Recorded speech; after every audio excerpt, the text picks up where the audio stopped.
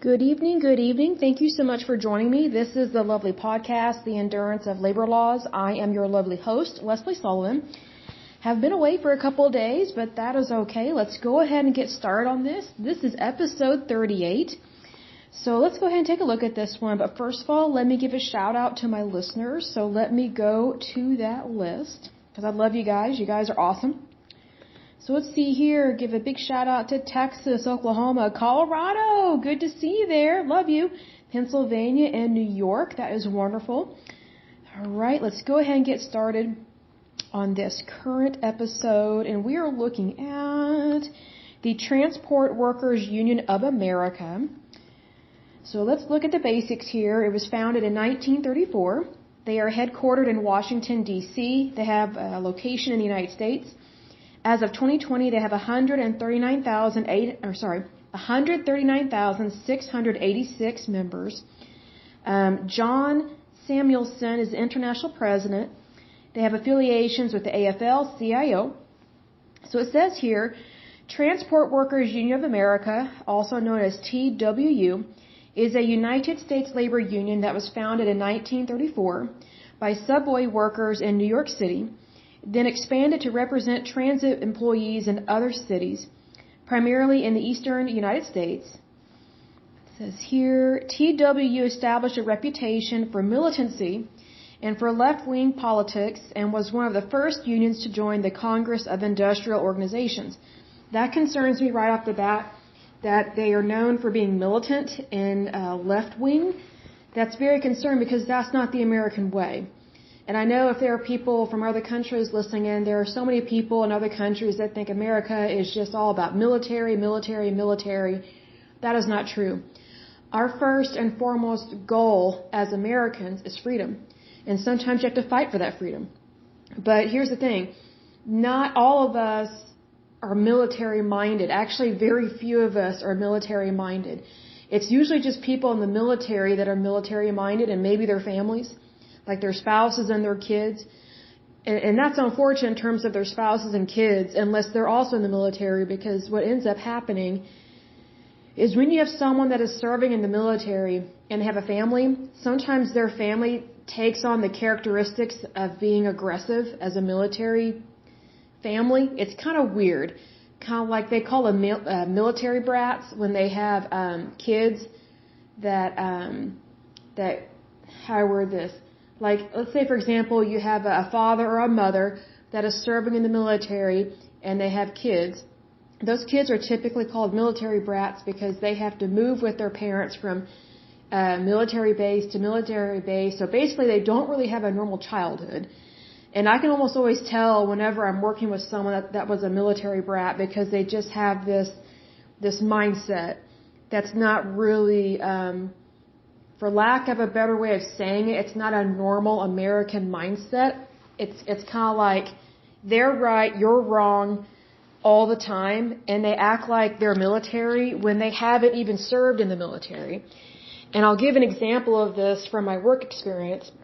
This is just a side note, a little extra special one part for you in this episode, but I worked as a pharmacy technician years ago, and the number one disrespectful customers we had at this pharmacy were military spouses, particularly the women. Usually what would happen was, or is, you would have the kid or the dad. It was usually the dad that was serving in the military. And so one of them would be sick or the whole family would be sick with the flu or some bacterial infection or something, I don't know what. And so the mom would come in with the kids, or sometimes she'd come in by herself. And these military wives, if they did not serve in the military, they could be really stuck up and hoity-toity. They almost always had fake nails and very much dyed hair and just really done up. And they were very quick to tell us that they are military. And I didn't realize that they were just married to someone in the military because I was like, oh, what branch do you serve in or which one do you serve in? And then the woman would just look at me and she'd say, my husband's in the military. I was like, oh, okay, well, that means you're not in the military. It means your husband is serving. Well, I didn't realize that there was this pompous attitude that if your spouse is in the military, then they act like they're in the military as well. And they know they have really cushy benefits through the government. At least back then they did. I'm not sure if they're really being taken care of now as they should be. But this was many years ago. So, they were quick to tell me that they're military, which who cares? And I don't mean that disrespectfully. It's just like when someone's filling a prescription, it doesn't matter if someone's military or not. We fill the prescription. We charge their insurance if they have it. It's just a customer service transaction. Like, we don't treat anybody with favoritism. We treat everybody equally. That's the American way. But these military wives, they would rub it in your face. They would do everything they could to make you aware that they were married to a military person and they had great health care benefits and you owe it to them. Yeah, there was one woman, she kind of went off on me about something, and it was just out of the blue. You know, because you asked for their name, their date of birth, and she made it very clear to me that she's military and all this stuff, and she was shocked that she had to pay any kind of money for her medicine. She goes, well, I'm military. I was like, well, that doesn't really mean anything. And she just looked at me in shock. I said, what I mean is in terms of the transaction. I was like, just because you're military doesn't mean that everything is paid for. Like, we can't force the federal government to pay for this medicine. It was some real expensive drug. I don't know what it was. I can't remember. But she didn't like that. Like, she had this attitude that she shouldn't have to pay for anything at all. Everything should be free for them. And I think that's favoritism. I just think that's wrong. Because it's not the American way. The American way does not focus on favoritism. It focuses on freedom of religion, democracy, and the fair market and the free market, as well as capitalism. Nowhere in there does that include favoritism of any kind, because the moment you allow favoritism and you embrace it is really the day that you lose your individual rights. And this lady very much, thought that she was better than everybody else online. Like, she wasn't just disrespectful to me. She was disrespectful to pretty much anybody that worked there. And she was rude and kind of mean, hateful, and pompous and snobby to the people behind her online. Like, all these people are sick. Because it was flu season, I remember that. And these military wives, they would just throw fits. They would scream at us. I don't remember if they cursed at us or not, but they were just completely unrealistic. They would throw temper tantrums. I mean, I can't tell you how many times I heard, well, my husband is in the military. My husband does this. It was always my husband, kind of like that kind of attitude. It's just like, we're just pharmacy technicians. Like, we're just here to help you get your medicine, ring you up, charge your insurance, and then you go be on your way. But these women, they very much wanted people to know their social status. So, I just want you to know that if you're listening to this from another country, I do know other countries have been listening to this podcast, it's very rare for people to behave the way that I just described these women that I met. Because, you know, the majority of women in the United States are not the spouse of a military person. And plus, this was the first time I had ever met a military spouse that acted like that. Most military spouses are nice, but I guess it's different when you're working in a healthcare kind of industry and in pharmaceuticals.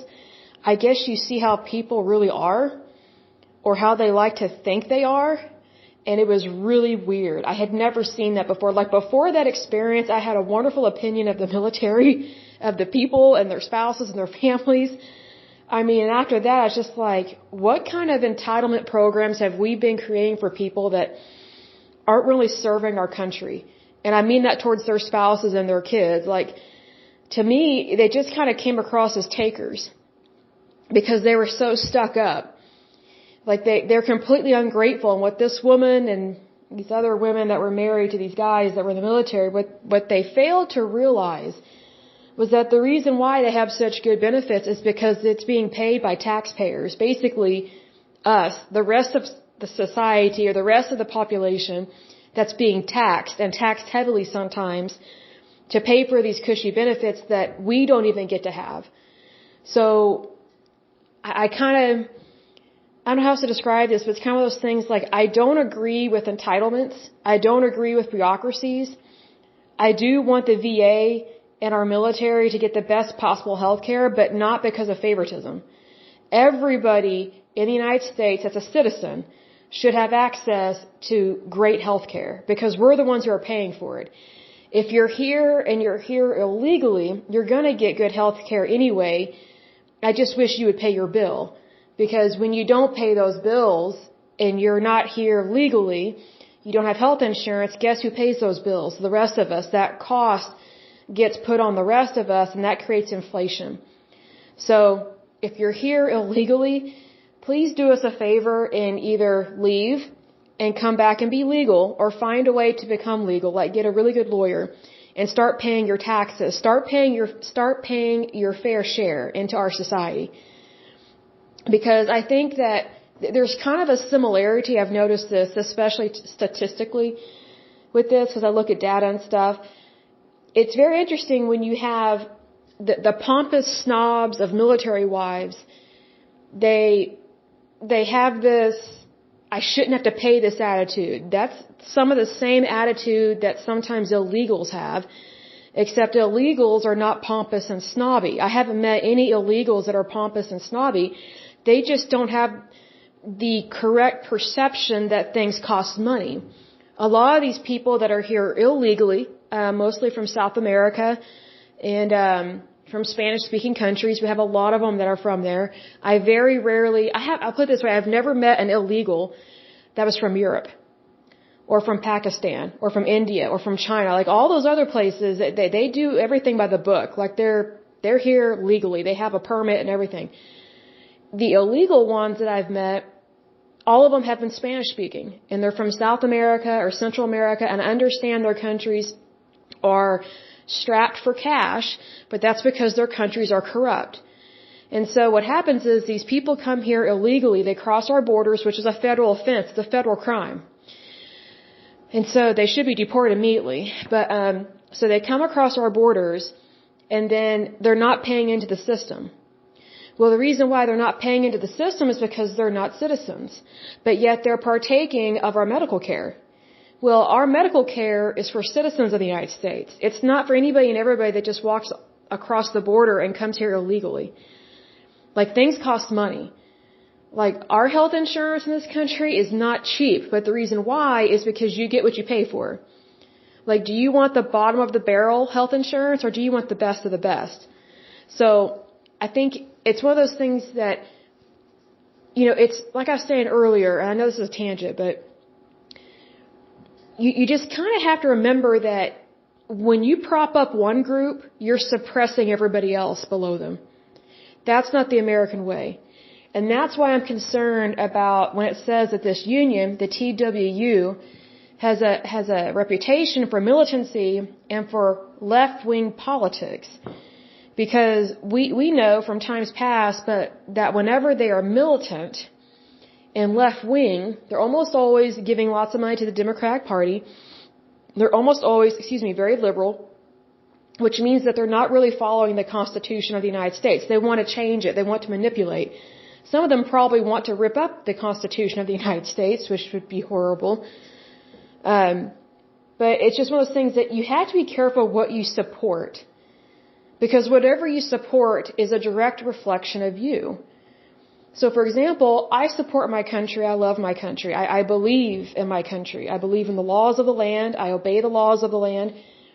So whenever I come across people that are militant in an irrational way, I think the only people that should be militant are people that are serving an active duty in our military and they're fighting for us overseas.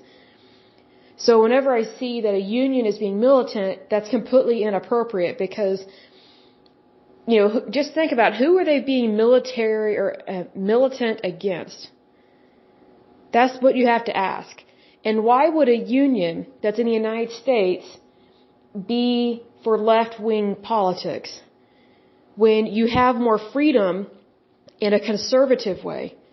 Because if you're going to the left in terms of politics, that leads to socialism, fascism, and communism.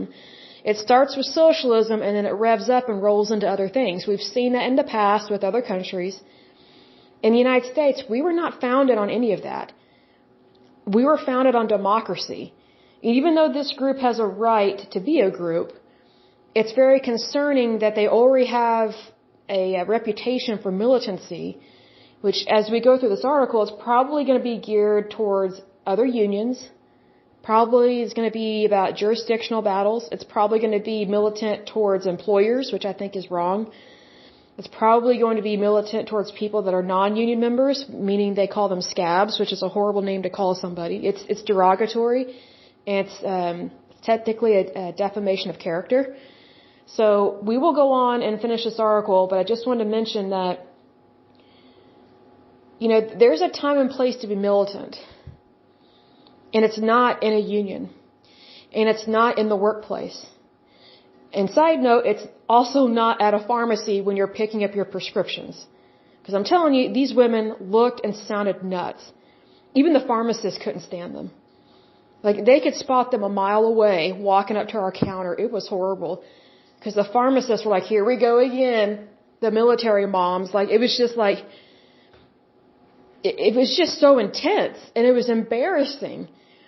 It was just so weird. It's like, why do these people act like this? But they just do. See, they give themselves permission to act a way that is not normal in society.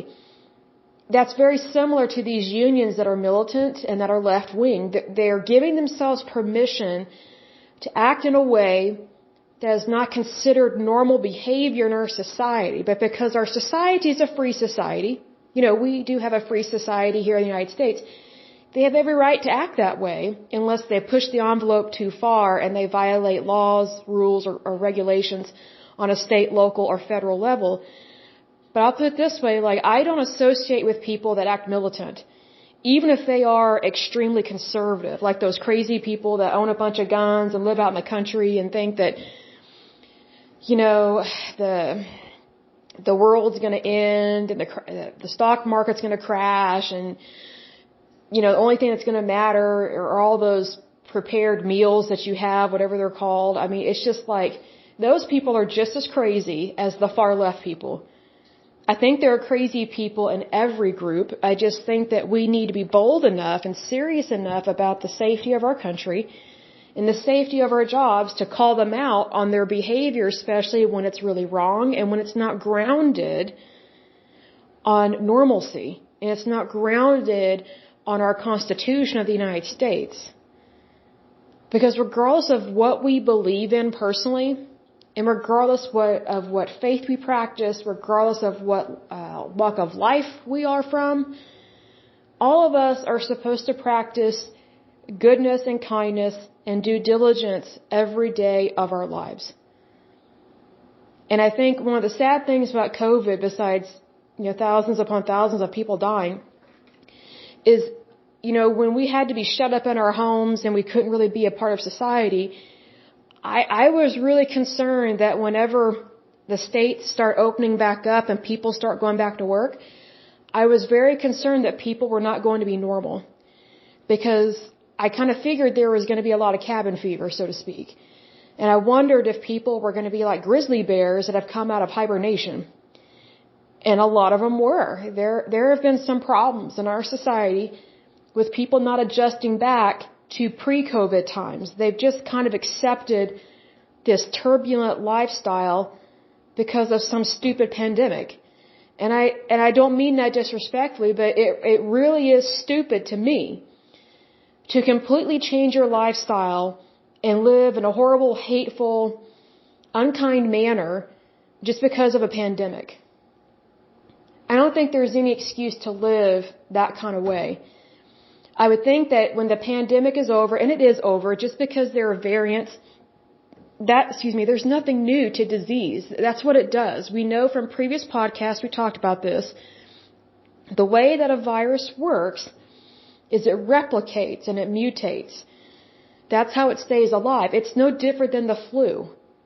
There are so many strands of the flu, and that's why we get a flu vaccine every year, is to help give us immunity from the most recent flu strand. That doesn't mean we won't get the flu, but if we do, we will have a lesser version of it, which is why it is very important to get vaccinated. So, Me personally, I was very concerned about how people were going to behave when they come out of their bear caves and go back to work, be a part of society. And it's almost like people have just accepted this kind of post-COVID funky way of viewing things now, and not in a positive way. And I just think we need to get back to normalcy. We need to get back to being happy every day. I know that sometimes it's tough being happy, but I think people were way happier before COVID hit than they are right now. And in a way, I think that's kind of sad as well, because I would think that since the states have opened back up, we're trying to go back to our normal lives. I would be giving thanks to God that I'm alive, and I want to get back to work. I want to look at the positive. I seek the positive every day of my life, even when it sucks, even when it's tough. But that's when it's really important to seek out the good things in your life and to be appreciative of them. And to really focus on that instead of going, oh no, another variant, oh no, another wave. Well, here's the thing. COVID is nothing compared, as we've talked about in the past, to typhoid, the 1918 flu pandemic or epidemic. It's nothing compared to the bubonic plague that hit Europe twice, wiped out millions of people, and very quickly, in a very gruesome way, because there are two different types of the Black Death. Both are excruciatingly painful. Both have a very high death rate. One form of it, I can't remember which one it is, there was 100% death rate to one form of the Black Death, the plague. The other one has a 95 to 98% death rate. So that's why we lost so many people in Europe way back then. So just count your blessings. Like COVID did nothing compared to what the Black Death did hundreds of years ago. That's not to diminish or disregard the people that have died from COVID, not by any means. But I'm saying that if we want to get back to normalcy, we have to choose normalcy. I think one of the biggest problems is people are not choosing normalcy. They're still walking around in this victim mentality. Well, the war is over on COVID. We have a vaccine. We have treatments. We should continue to move forward. And if the media, if all they're going to talk about is scaring people, COVID this, variant that, Delta this, Delta that, Omicron or whatever they call it, turn off the TV. Just turn it off. It's not helping anything. And plus, why are we getting or taking medical advice from the media? They're just there to sell ratings. They don't care about you. They don't love you. They don't know your blood pressure. They don't know your height, your weight. They don't know what medications you're on. So why are we even listening to them about medical news unless it's just something that, just occurred, that kind of thing. Like when COVID initially came out, we needed to know about that. But all this other stuff, they just like to rehash, and that doesn't help the brain. Like literally, it causes a problem in the brain because it's duplicating and replicating continuous trauma. It's almost like wife beater syndrome, where the wife keeps going back to the domestic violence, even though she knows to get away. All she knows is to go back. Well, we need to break that cycle in so many ways. But for sure, move on to something better because it's really important. But anyway, back to this. It says the TWU established a reputation for militancy and for left-wing politics. That's very unfortunate. And was one of the first unions to join the Congress of Industrial Organizations. Its president, Michael Quill, renounced his former communist allies in the early days of the Cold War, avoiding expulsion from the CIO. I think that's very concerning that he has communist allies. That should be a big hint right there. TWU began representing airline employees in 1945, when it organized ground service employees at Pan American World Airways in Miami. It then expanded to represent flight attendants and airline maintenance employees as well. The American Airlines flight attendants and its membership seceded to form their own union, the Association of Professional Flight Attendants, in the 1970s. TWU represents ground service employees, maintenance workers, flight attendants, and other employees at a number of different airlines, including American Airlines, United Airlines, Southwest Airlines, and Alaska Airlines. It also represents employees of Amtrak, Conrail, and several small short-line carriers. TWU began representing railway employees in 1954 when it absorbed the United Railroad Workers Organizing Committee, an organizing committee formed by the CIO in 1943 as a rival to the railway brotherhoods within the American Federation of Labor. It says here, when the union began organizing subway workers in New York in the early 1930s, one of the 3 subway systems were privately owned and operated. Earlier efforts to organize unions in the industry, generally along craft lines, had been beaten in 1905, 1910, 1916, 1919, and 1926. Most workers on the Interborough Rapid Transit Company and the Brooklyn Manhattan Transit Corporation were represented by company unions, while the Brotherhood of Locomotive Engineers and the Brotherhood of Railway Signalmen represented small pockets of skilled workers employed by the BMT. When the Great Depression hit, public and private management took advantage of high unemployment rates by offering jobs to and keeping on only those individuals willing to accept excessively low wages, brutal management practices, poor working conditions, and other severe aspects. With the national unemployment rate reaching 25%, there were nearly 20,000 applicants for every one job in the transit industry. Pay cuts of 10% by both the IRT and the BMT, along with the layoff of thousands of employees and a speed up of work for those who remained, spurred new organizing efforts in 1932. 7 subway workers who belonged to Clan Nagal, a long-standing Irish nationalist organization that had received an influx of veterans of the Irish Republican Army in the 1920s, and who were inspired by the socialism and trade union work of James Connolly, that's very concerning, met to discuss formation of a trade union. Used to the secrecy of Clan Nagal, they proceeded cautiously, first seeking help from Irish organizations, that's concerning, such as the Ancient Order of Hibernians and the Friendly Sons of St. Patrick. I think if you have to call yourself the Friendly Sons of St. Patrick, you're probably not that friendly if you have to say it. When those groups declined to involve themselves in something this controversial, the organizers approached the Communist Party. That's very concerning. The Communist Party had, in fact, been making organizing efforts of its own among transit workers beginning in 1933. John Santo and Austin Hogan, Trade Union Unity League organizers, met with the Clan Nagal's members in a cafeteria at Columbus Circle on April 12, 1934. The name that they chose for the new union was a tribute to the Irish Transport and General Workers Union led by Jim Larkin and James Connolly 20 years earlier. The new organization, founded during the CPUSA's ultra-revolutionary phase as part of the third period, focused both on organizing workers into the union and recruiting members for the party through mimeographed shop papers with titles such as Red Shuttle or Red Dynamo. Now, just so you know, if you don't know why they choose the color red, red was the color of communists. That was the color that they chose for their party. So obviously they're trying to put a communist spin on this union, which is very concerning. It says the new union appointed Thomas O'Shea, who would later become a witness against it before the Dies Committee, as its first president.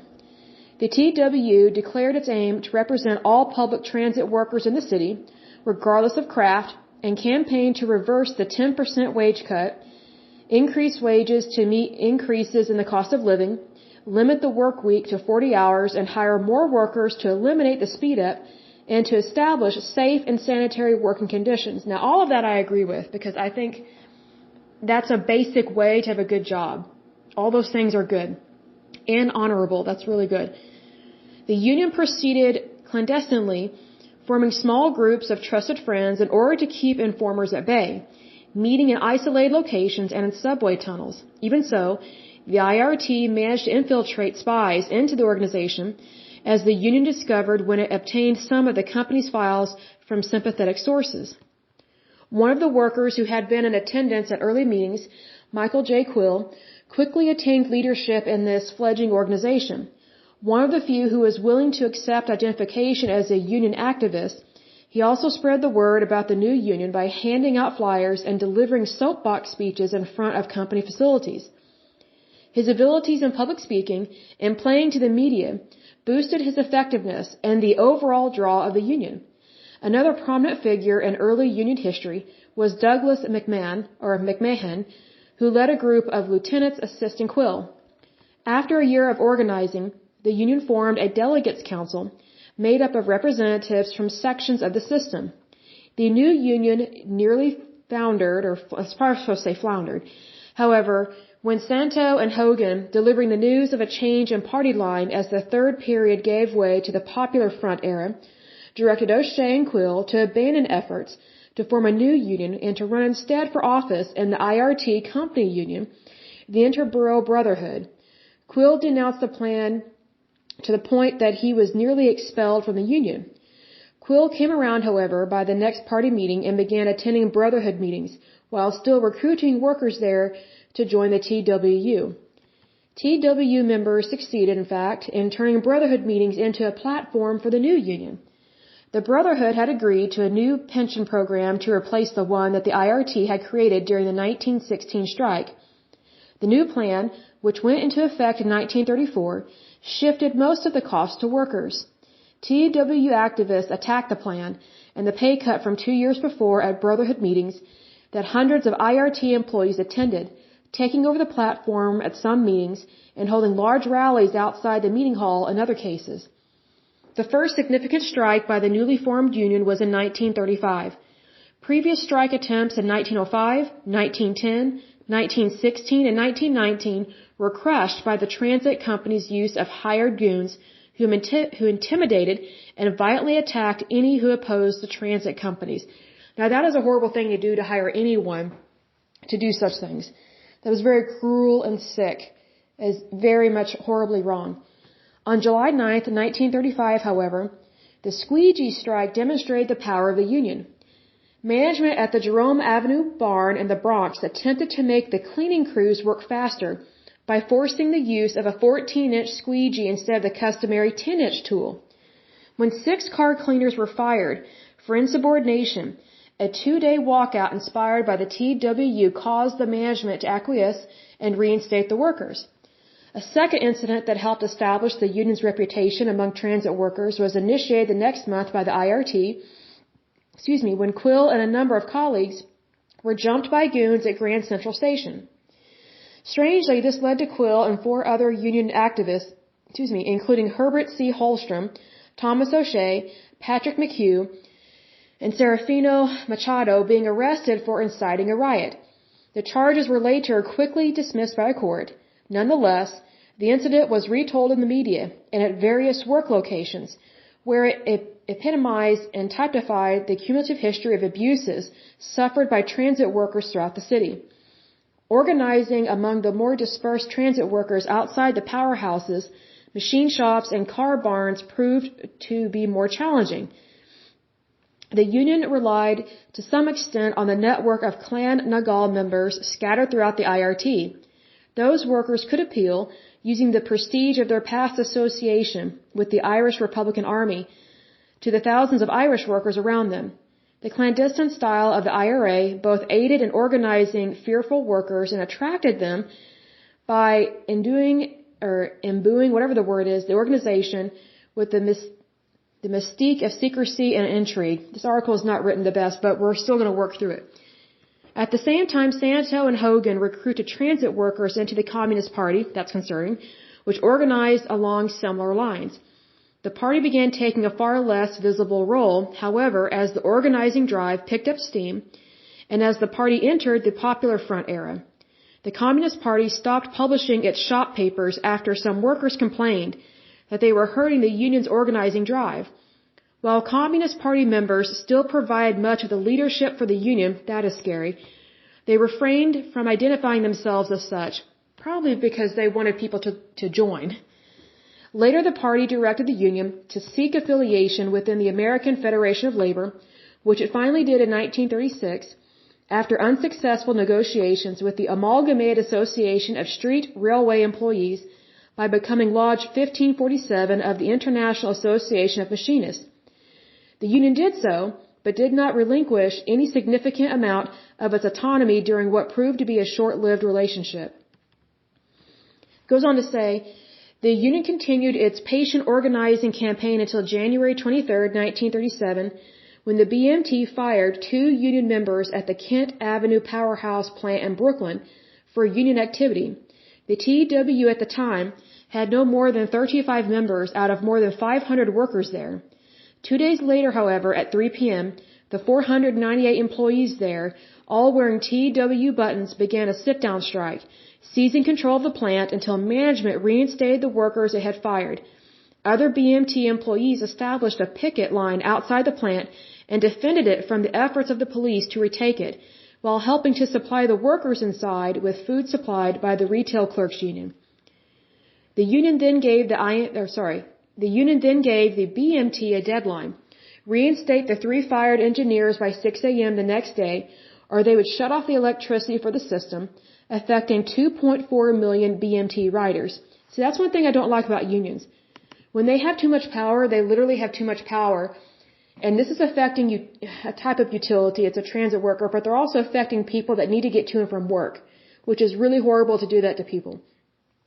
The BMT folded a half hour before the deadline and agreed to meet to discuss the union's demand for recognition as the exclusive bargaining representative of its employees.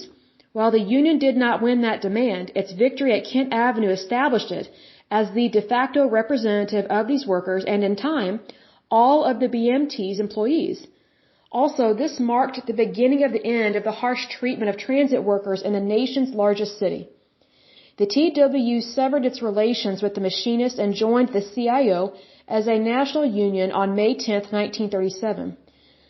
Quill had already replaced O'Shea as president of the union, while Santo became its secretary-treasurer.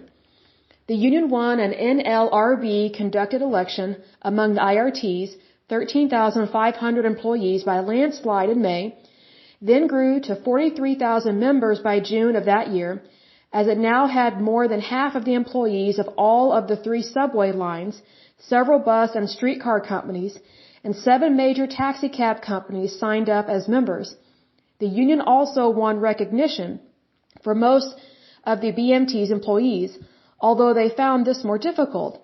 They were not able to displace either the Brotherhood of Locomotive Engineers or the Brotherhood of Railway Signalmen in the units in which they were the established representative, and took 2 elections to win among the ticket sellers.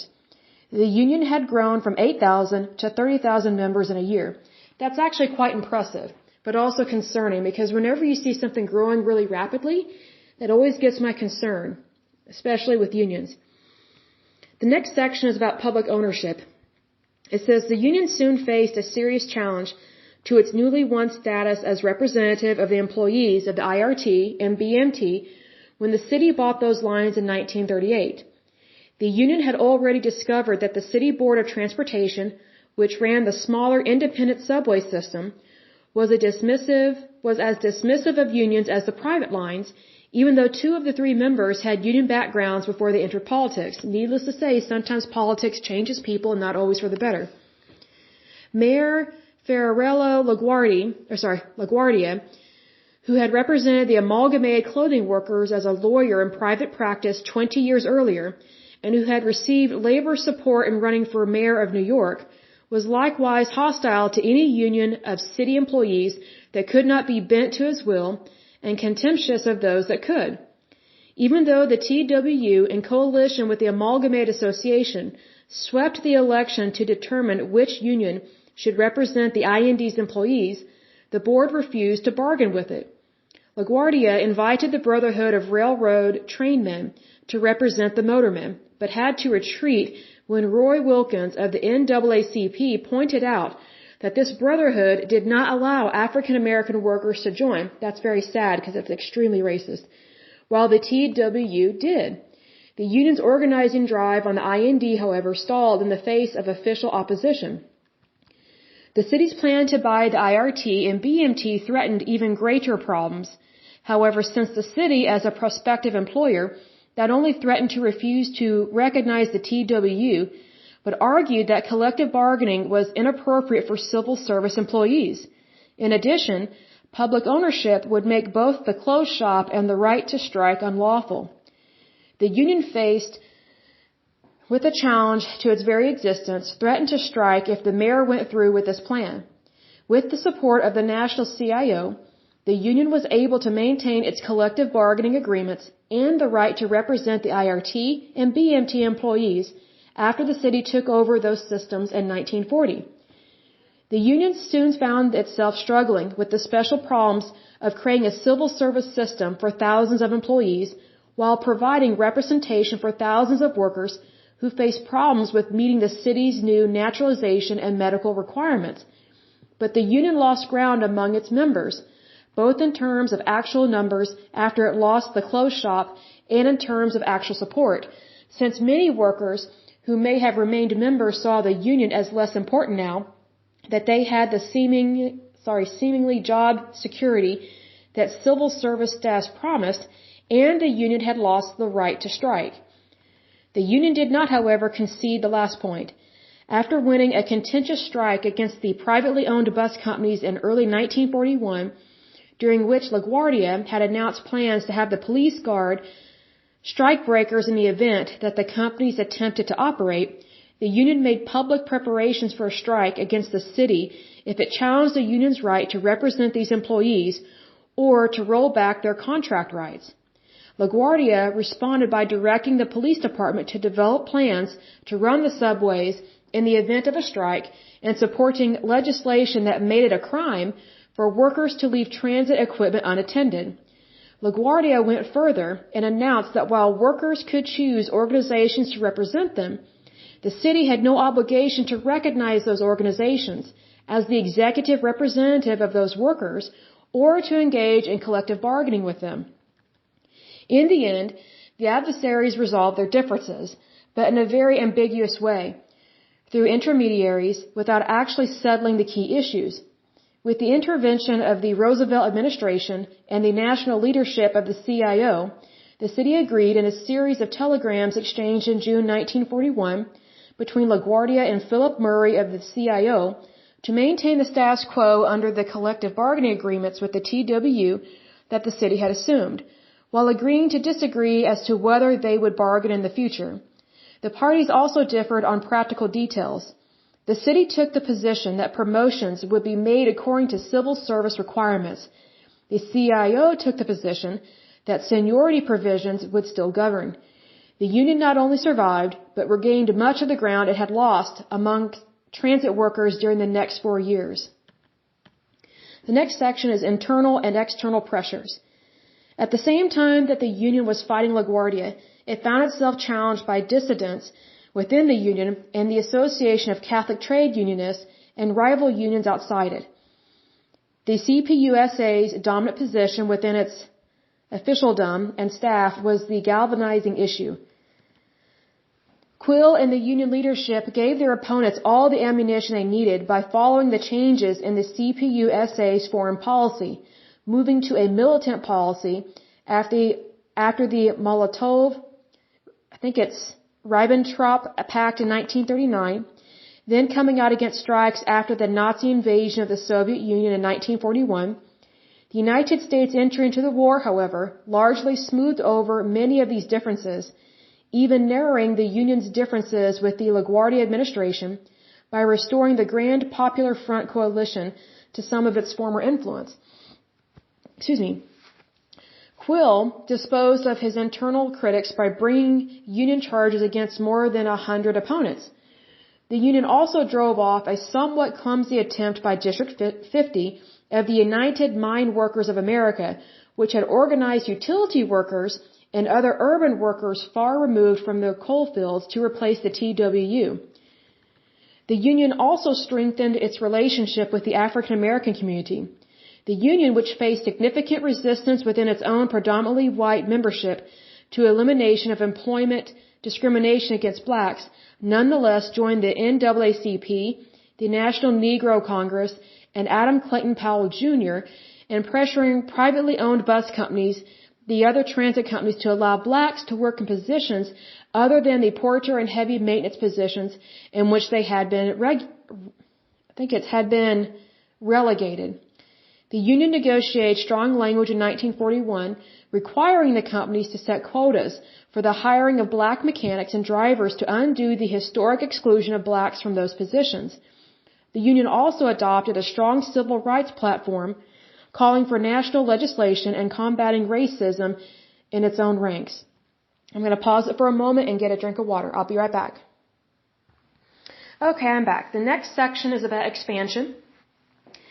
The union soon expanded to represent transit workers in other eastern cities such as Philadelphia and Boston, Massachusetts, and beyond in Chicago, San Francisco, Akron, Ohio, and Louisville, Kentucky.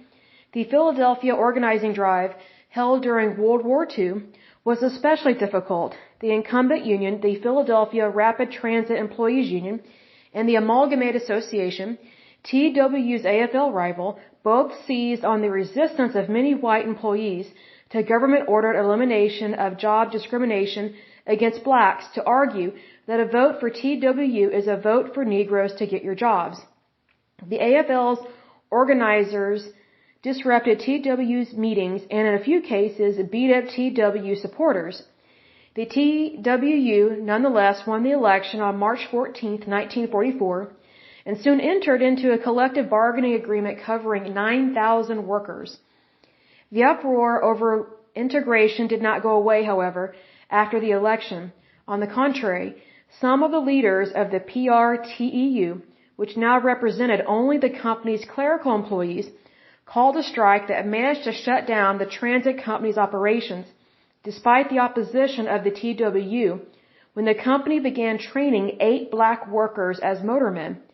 The Roosevelt administration, faced with a strike that threatened to interfere with war production and exasperated by the seeming indifference of the company and local government, sent in troops to guard and, if necessary, operate the system and threatened to draft the strikers. The strike collapsed 2 weeks later, on August 17, 1944, after the government arrested the strike leaders. The union also began representing utility workers outside the transit companies when the Brooklyn Union Gas Company employees voted to join it. It lost most of its opportunities to organize in this area several years later, however, when the CIO gave the newly formed Utility Workers of America jurisdiction over this industry. In 1945, the TWU expanded its jurisdiction to pursue the ramp service employees of Pan American Airways, then the largest airline in the United States in Miami. The union soon followed by organizing mechanics, engineers, flight attendants, and other employees at Pan Am, mechanics and fleet service workers at American Airlines, and employees at a number of other airlines and maintenance contractors. The TWU's Railroad Division was originally set up in 1943 as an organizing committee by the CIO. It first established itself at the Pennsylvania Railroad. The committee voted overwhelmingly to merge with TWU in September 1954. The TWU led a strike against the Pennsylvania in 1960. That should be more of a complete sentence, but I don't know what they're trying to say. The next section is breaking with the Communist Party. So that means that they've had ties to the Communist Party. So communism was very popular in the 1930s because you had a lot of disgruntled people that did not like democracy, so they went with communism. And then these groups were allowed to have unions and be in positions of power in the United States. So that's why you had, I can't remember what the name of the board is, but there were these panels or boards that were created in the 1950s that if it was suspected that you were communist, you were pulled before a Senate committee and you had to sign a paper that you basically pledged your allegiance to the United States or you would be deported, because they were having a huge problem with communists in the United States probably for over 20 years, considering that this was going on in the 1930s and that panel or board or committee was created in the 1950s. Especially they were interrogating people in Hollywood because Hollywood was becoming far left even back then. So the fact that Hollywood is a little nutty today is nothing new. It's been going on for a long time. The pressure on Communist Party-led unions intensified after the end of World War II. These pressures fell especially hard on the TWU. The government arrested Santo for immigration law violations and began proceedings to deport him. At the same time, Quill found the Communist Party's political line increasingly hard to take, since it required him to oppose a subway fare increase that he considered necessary for wage increases in 1947, while the Communist Party's support for the candidacy of Henry Wallace threatened to split the CIO. When William Z. Foster, then the General Secretary of the CPUSA, told him that the party was prepared to split the CIO to form a third federation, and that he might be the logical choice for its leader, Quill decided to break his ties to the Communist Party instead. Quill applied the same energy to his campaign to drive his former allies out of the Union that he had during the Union's organizing drives of the 1930s. He was able to enlist the city in the form of Mayor William O. Dwyer, in his support, winning a large wage increase for subway workers in 1948 that cemented his standing with the membership. After a few inconclusive internal battles, Quill prevailed in 1949, purging not only the officers who had opposed him, but much of the Union staff down to its secretarial employees. I bet that really irritated a lot of people, because I bet they were wondering if he had really left his communist ties. Because that's what communists do. Whenever they take something over, they fire or get rid of a lot of people, and then they bring in their own goons or cronies or whatever. So it's kind of like this, kind of a revolving door of hypocrisy kind of within their party. So it says here, the next section is about post-war controversies. Quill and the TW became key figures in New York City politics in the 1950s. Quill had been elected to the city council in both the 1930s and 1940s as a candidate of the American Labor Party. Now, the Labor Party, it reminds me a little bit of the Labor Party in the UK, where they're very socialist and sometimes very, very communist. So that's kind of concerning there. So it says here, Quill had been elected to the city council in both the 1930s and 1940s as a candidate of the American Labor Party, but exerted even more influence after the war when he became head of the New York City CIO City Council and a major figure in New York City politics.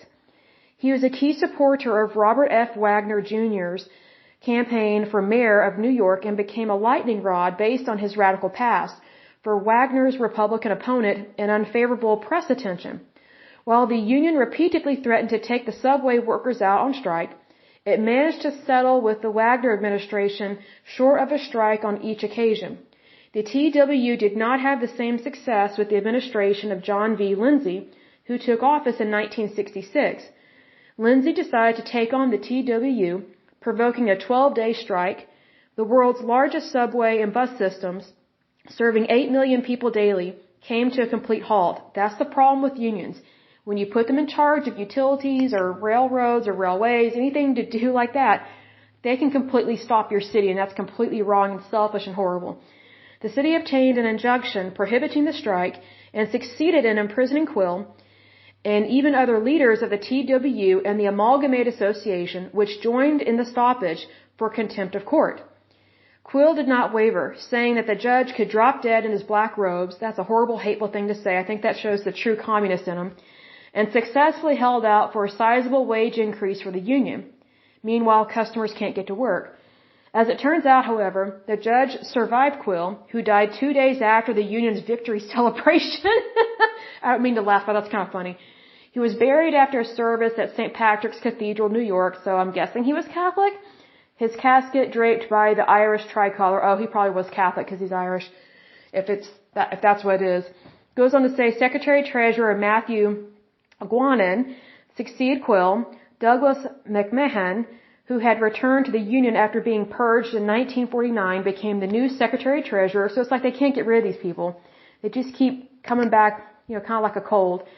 The legislature responded to the 1966 strike by passing the Taylor Law, which prescribed a number of automatic penalties in the event of a public workers' strike. Amen.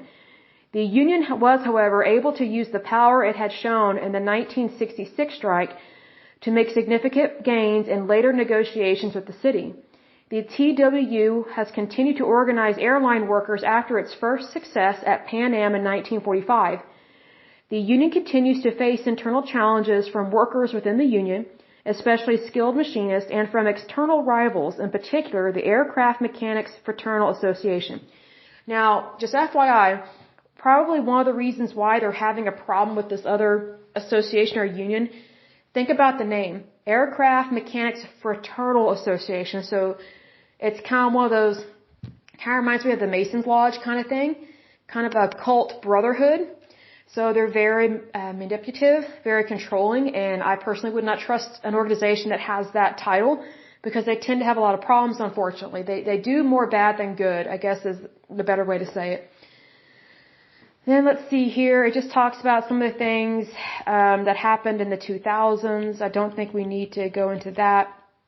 It says here, it talks about people that joined. It says transit workers in Long Island, New York, in Akron and Columbus, Ohio, in Omaha, Nebraska, and in Hackensack, New Jersey joined the union around 1941.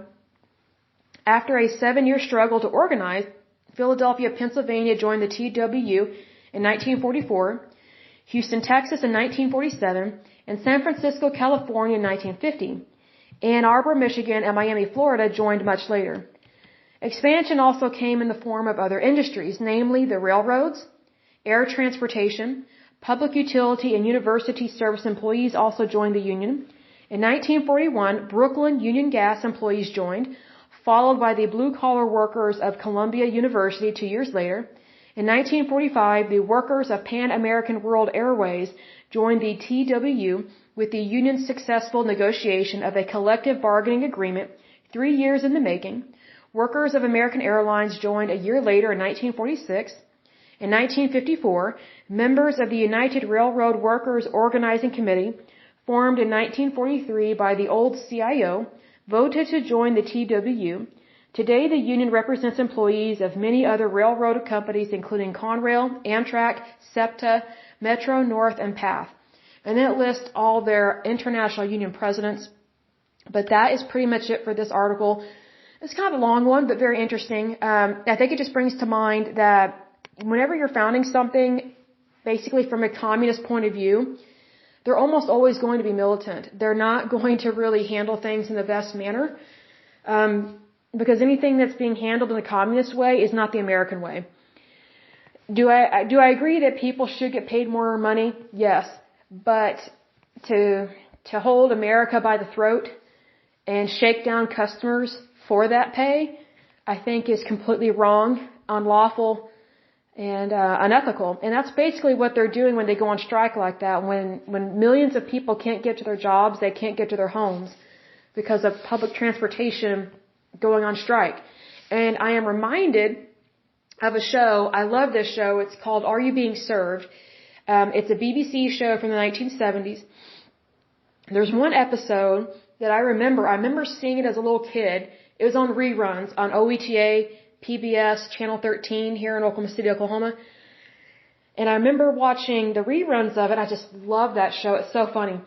One of the episodes, it just really shocked me as a little kid. There's one episode where you have the main characters of this retail store. And it's a humorous show. It really is humorous. It's really funny. If you have not seen it, you totally need to watch it. It's so good. Well, you have these employees that work at this retail store in the 1970s in Great Britain. And all of a sudden, the employees cannot get home because the bus drivers and the transit workers or transport workers, whatever, they've gone on strike. So because no one lived locally around their work, they would have to walk in the snow to get home. So all of these workers, the main characters of this show, they were stranded at their place of employment, and so they had to sleep at this retail store. So they basically slept in tents from the camping department, and it was so funny. I know it probably doesn't sound funny, but as a little kid, I just thought Britain has problems with people showing up to work. Like, they just don't go to work. As a little kid, like, I just thought that was completely unheard of, and I was like, what are these adults doing that they're not going to work? Well, yes, this was part of a show. Yes, it was humorous, but part of that actually did happen. The UK, especially back then, was notorious for these problems, for these strikes, and then people would be stranded. Like, here's the thing, like, these workers were at work, and then they can't get home. So in the middle of the day, the transit workers went on strike, and nobody was able to ride the train. No one was able to ride the bus, nothing. So they're stranded. That is basically what happens when you have people that go on strike. Wherever you are stuck. Now, it was funny in this show, and now that I'm mentioning this, I plan on rewatching that entire show. It's such a great series. But I just think it's sad that you're giving the wrong people way too much power over your life. You're giving them way too much power over, basic transportation, which you should never do. That's why I don't think these things should be unionized like that, because you run the risk of them having too much power. I think it's one thing to unionize with something that doesn't affect millions of people, but when you unionize, it can affect and directly impact families and millions of people. I think you've got a big problem with that. And here's the thing, like, Great Britain joked about it in this show. They're just like, oh, another strike, you better run for it. You better make sure your bus driver doesn't kick you off the bus and be like, I'm quitting temporarily. So the way the show was written about this episode and about the strike, it was that it was nothing new and that this kind of happens frequently in Britain. And so this show, even though it was a humorous show, it was funny, it really talked about current events. Like, it even talked about the Middle East a little bit in some other episodes, and it was funny. So I just think it's interesting that, Great Britain is known for its Labour Party, which for the most part is just completely unrealistic about labor. What I find interesting about these people that promote labor parties and things like that, especially in the political platforms, is that they don't understand the economy. They don't understand labor. They really don't. They're only looking at it from the point of view of the employee. Well, when you have labor, you have 2 points of view, the employer and the employee. So one is not greater than the other. That's why you have to come together and work things out. It seems to me these unions don't really per se like to work things out. They just want their way or the highway. Or, as I guess we can say now, their way or no way, because they don't even care to do their job, to run the bus lines, to run, railroads, Amtraks, whatever the case may be. And transportation is basic. Like, I remember this one chick I worked with years ago, she was an idiot, absolute idiot, and a snob. This was in college, like, she had graduated from university and, she was quick to brag to us that she went and studied in Italy abroad, blah, blah, blah kind of thing. And she said, oh, Italy is so much better than the United States. I'm like, you gotta be kidding me, right? They have horrible health care. Their government is almost always broke. And I was just like, what? And this was during a time when, it was being kind of debated whether or not the United States would join with the euro, and I was like, we should definitely not join that. That is ridiculous, because none of Europe is as wealthy as we are. So why would you hook up or join with someone that is not as productive as you and doesn't agree with you and can't bring as much to the table? We basically would be someone else's permanent piggy bank if we had joined in on the euro. So I'm so glad we declined that. Well, she thought that the United States was stupid for not joining in on that. And I just thought, you have got to be kidding me. Like, she was just so ignorant. And she didn't understand their labor force. She did not understand the economy of Italy. Here's the thing. She was looking at it from a point of view of a tourist. And I'm sure she had a great time over there. She loved to brag about, she was hoity-toity. She had her nose in the air all the time about it. And it's like, it's different when you're an American visiting there and you can buy whatever you want. It's different when you're a citizen and you actually live there and you're broke all the time because your government sucks your economy dry with too high of taxes, you have inflation, and then the medical system is so horrible over there. But yet she was thinking that we should be part of the euro, but she's looking at it from a tourist point of view. She was looking at it from a very arrogant point of view. She was looking at it as, oh, we should be part of the euro or be part of the European Union and have the euro, so that way we don't really have to have passports. She was looking at it from a traveling jet setter point of view.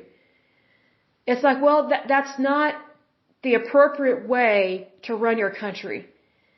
It's pathetic and stupid and so ignorant and just incompetent. I'm just like, I'm so glad she was not in some government office, but knowing how our government runs these days sometimes, they love people like her because she's a bureaucrat, a young little bureaucrat that thinks that we should be like Europe. When Europe can't get its stuff together, it's been corrupt for years. It hasn't run well for years. An example of this is the union strike that they were making fun of in that episode on Are You Being Served? Even the British people were sick of it because they're like, we're trying to get home here. So just imagine if we had strikes like that all the time. Because that's what's happening over in Europe. Just because we don't hear about it doesn't mean it's not happening. And, like I was saying earlier just a moment ago, labor parties do not truly understand labor, which was this girl's problem. She did not understand labor.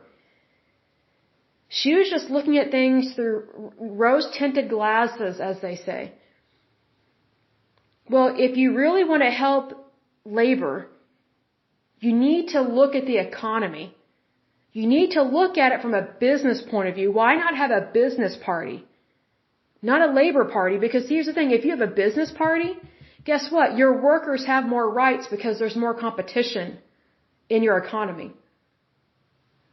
See, what's interesting about the Labor Party is that they're pro-union so much that it's like, as we've seen in the past, unions, they don't really want competition. Well, if you don't have competition, how can you have a fair and free market? How can you have capitalism? You can't. And if you don't have competition, then your services will never improve. Your technologies will never change. You will always be obsolete. Like, that doesn't help any society. Like, you won't have any advancements if you don't have competition. An example of this, where you have healthy competition, like just go to your app store on your iPhone or your Droid, whatever you use. What if you only had a choice of one app or maybe two apps to check your email? Or what if you only had one way of sending a fax? What if you only had one way of downloading a document? Like, that's the thing. If you don't have competition, then you don't have improvements. And it limits your society, and it destroys your economy, because not everybody can work for the same company. That's the thing. When you limit competition, and you're so pro-union, it distorts the economy and it creates inflation. An example of this, which we have discussed on previous podcasts, is the USSR, the Soviet Union. They did not have inventions or innovations, nothing during the Cold War. It was horrible for their people. A lot of their people starved. Starved to death. Like, you did not have freedom of movement. You really did not have democracy because it was communist. They were horrible to their own people. Not just foreigners. It was a closed society because they didn't want anybody else on the planet to know what was really going on over there, because they wanted people to be scared of them. They wanted people to think that they're just this mighty, powerful nation, when come to find out, they were weak as a baby. And it was kind of pathetic because they are this huge country in terms of landmass-wise. But the Communist Party stifled so many people in their country, either by almost enslaving them in a way, because they tried to decide what each person should do labor-wise and job-wise. The government wanted to decide that for everybody, all their citizens. That's millions of people in Russia. That the Communist Party wanted to control where you lived, where you worked, how much you made, how much you don't make, what kind of car you drive. You can never have a good car. You can only ever get the crappy economy car. Because that's what a good worker does from their point of view. The good worker doesn't expect to drive a Mercedes. That's not a real economy. But yet you have these labor parties, whether in the UK or the United States or other places. It's just so dumb what they try and push through on legislation, because their workers could actually make way more money if they truly practiced capitalism. And if they had fair trade. That's where you have growth and success. You cannot have growth if you are constantly trying to prevent it all the time. It just doesn't work that way. And it's really sad. But anyway, I will go ahead and end this podcast, but for the next one, we will be taking a look at the Office of Professional Employees International Union. That one should be interesting. It was founded in 1945. And this one says it's about white-collar workers in the public and private sector. So here we go for that next one. But until next time, I pray that you're happy, healthy, and whole, and that you have a wonderful day and a wonderful week. Oh, and happy New Year. This is a wonderful new year, right? So let's have happy, wonderful things and just have a good life. I'd say it's long overdue considering what our country has gone through. So here's the wonderful blessings coming your way.